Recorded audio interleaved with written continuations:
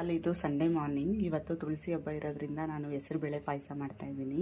So ಇಲ್ಲಿ ಹೆಸರುಬೇಳೆ ತೊಗೊಂಡು ಚೆನ್ನಾಗಿ ಹುರ್ಕೊಂಡಿದ್ದೀನಿ. ಫಸ್ಟು ಹುರಿಯೋದ್ರಿಂದ ಪಾಯಸ ತುಂಬ ಚೆನ್ನಾಗಿರುತ್ತೆ ಮತ್ತು ಟೇಸ್ಟಿಯಾಗಿರುತ್ತೆ. ಮತ್ತು ಶಾವಿಗೆ ಕೂಡ ಸ್ವಲ್ಪ ತೊಗೊಂಡಿದ್ದೀನಿ. ಒಂದು ಇಡಿಯಷ್ಟು ಶಾವಿಗೆ ತೊಗೊಂಡು ಹುರ್ಕೊಂಡಿದ್ದೀನಿ. ನೋಡಿ, ಇಲ್ಲಿ ನೀರು ಹೆಸರುಬೇಳೆ ಬೇಯೋಷ್ಟು ನೀರು ಹಾಕ್ಕೋಬೇಕಾಗುತ್ತೆ. ಇದನ್ನು ಒಂದು 3 ವಿಷಿಲ್ ಕೂಗಿಸ್ಕೋಬೇಕು. ನಂತರದಲ್ಲಿ ನಮ್ಗೆ ಎಷ್ಟು ನೀರು ಬೇಕೋ ಆಮೇಲೆ ನಾವು ಆ್ಯಡ್ ಮಾಡ್ಕೋಬೋದು. ನೋಡಿ, ಹೆಸರುಬೇಳೆ ಈ ರೀತಿ ಬೇಯಬೇಕಾಗುತ್ತೆ. ಬೇಳೆ ಬೆಂದು ರೆಡಿ ಇದೆ. ನಾನು ಬೇರೆ ತಪ್ಪಲೆಗೆ ಶಿಫ್ಟ್ ಮಾಡ್ಕೊಂಡಿದ್ದೀನಿ. ಅಂದರೆ ಕನ್ಸಿಸ್ಟೆನ್ಸಿ ನೀರು ಎಷ್ಟು ಆ್ಯಡ್ ಮಾಡ್ಕೊಳ್ಬೇಕು ಅಂತ. ಪಾಯಸಕ್ಕೆ ಬೇಕಾದಷ್ಟು ನೀರನ್ನ ನಾವು ಇಲ್ಲಿ ಈ ಸಮಯದಲ್ಲೇ ಆ್ಯಡ್ ಮಾಡ್ಕೊಳ್ಬೋದು. ನೋಡಿ, ನಾನಿಲ್ಲಿ ಆ್ಯಡ್ ಮಾಡ್ಕೊತಾ ಇದ್ದೀನಿ. ಮತ್ತು ನಾನಿಲ್ಲಿ 1 ಲೋಟ ಹಾಲು ತೊಗೊಂಡಿದ್ದೀನಿ. ಮತ್ತು ದ್ರಾಕ್ಷಿ ಗೋಡಂಬಿ ಸಹ ತುಪ್ಪದಲ್ಲಿ ಹುರ್ಕೊಂಡಿದ್ದೀನಿ. ಈಗ ಎಲ್ಲನೂ ಆ್ಯಡ್ ಮಾಡ್ಕೋಬೇಕು. ನೋಡಿ, ಇಲ್ಲಿ ಅರ್ಧ ಹೋಳಷ್ಟು ಕಾಯಿನ ಚೆನ್ನಾಗಿ ನುಣ್ಣಗೆ ಕಾಯಿ ಮತ್ತು ಜೊತೆಗೆ ಏಲಕ್ಕಿ ಹಾಕಿ ರುಬ್ಕೊಂಡಿದ್ದೀನಿ. ಅದು ಸಹ ಆ್ಯಡ್ ಮಾಡ್ತಾಯಿದ್ದೀನಿ.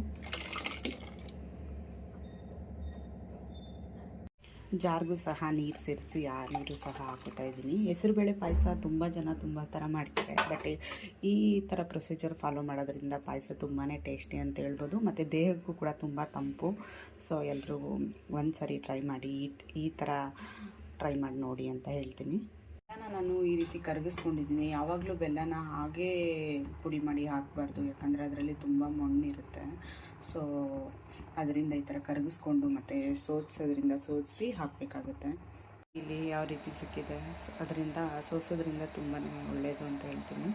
ಈ ರೀತಿ ಒಂದು ಕುದಿ ಬರಬೇಕಾಗುತ್ತೆ ಪಾಯಸ. ನೋಡಿ, ಈ ಸಮಯದಲ್ಲಿ ಪಾಯಸ ರೆಡಿ ಇದೆ. ಸೊ ತಳ ಹಿಡಿಬಾರ್ದು, ಆದ್ದರಿಂದ ಈ ಥರ ಕಲಿಸ್ತಾ ಇರಬೇಕಾಗುತ್ತೆ ನಾವು. ನೋಡಿ, ಈ ಕನ್ಸಿಸ್ಟೆನ್ಸಿಗೆ ಬರಬೇಕು. ನೋಡಿ, ಇಲ್ಲಿ ಬಿಸಿ ಬಿಸಿ ಹೆಸರುಬೇಳೆ ಪಾಯಸ ರೆಡಿಯಾಗಿದೆ. ಎಲ್ಲರಿಗೂ ತುಳಸಿ ಹಬ್ಬದ ಶುಭಾಶಯಗಳು. ಮತ್ತು ಯಾರೆಲ್ಲ ನನ್ನ ಚಾನೆಲ್ನ ಇಲ್ಲಿವರೆಗೂ ಸಬ್ಸ್ಕ್ರೈಬ್ ಮಾಡ್ಕೊಂಡಿಲ್ಲ, ದಯವಿಟ್ಟು ಸಬ್ಸ್ಕ್ರೈಬ್ ಮಾಡ್ಕೊಳ್ಳಿ. ನಿಮ್ಮ ಸಪೋರ್ಟ್ ನನಗೆ ತುಂಬಾ ಮುಖ್ಯ ಅಂತ ಹೇಳ್ತೀನಿ. ಇದು ತುಂಬಾ ಮುಖ್ಯ ಅಂತ ಹೇಳ್ತಾ ಈ ವಿಡಿಯೋನ ಇಲ್ಲಿಗೆ ಮುಗಿಸ್ತಾ ಇದ್ದೀನಿ. Thank you for watching.